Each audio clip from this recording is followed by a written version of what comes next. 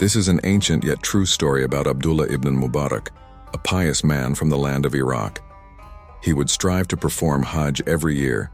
One year, as he prepared for pilgrimage, he left home carrying 500 dinars, intending to buy a camel from the livestock market to ease his Hajj journey. On the way, he witnessed a strange sight. A woman, completely veiled in a cloak, sitting on a pile of garbage in the city. In her hands was a dead chicken which she was trying to pluck. Abdullah ibn Mubarak stopped in astonishment. His heart grew troubled. He approached the woman and gently asked, "O servant of God, what are you doing? This chicken is dead. Eating.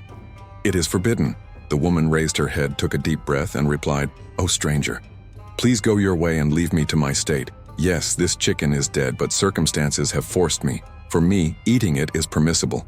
A storm raged in Abdullah ibn Mubarak's heart. He implored, "By Allah, tell me the truth, I will not speak of it to anyone." The woman said, "O servant of God, I am from the lineage of Imam Ali alayhi salam. My husband has passed away. I have 3 daughters who have gone hungry for 3 days. Their faces have turned pale. I have nothing left. Only this dead chicken remains." Upon hearing this, Abdullah ibn Mubarak was deeply moved. Tears filled his eyes. A voice arose in his heart. "Abdullah, could there be any greater Hajj than this?" Then he addressed the woman. "Dear sister, please spread the edge of your cloak." Abdullah ibn Mubarak placed all 500 dinars into her hands.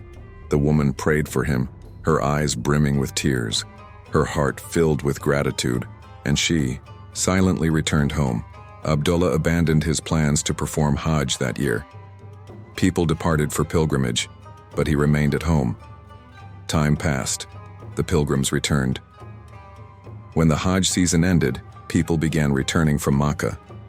Abdullah ibn Mubarak went to the city gates to welcome his town's pilgrims. But then something extraordinary happened.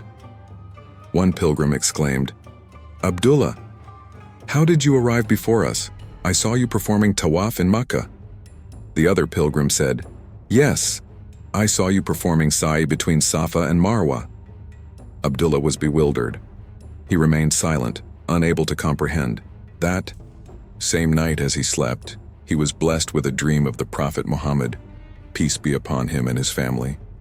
The Prophet said, "O Abdullah, you helped my daughter in her time of need. In return, Allah sent an angel to perform Hajj on your behalf, and your name has been recorded for its reward. And this is not just for this year. From now until Judgment Day, an angel will perform Hajj in your stead every year." Respected audience, how fortunate was Abdullah ibn Mubarak, for whom Hajj will continue to be performed until the end of time.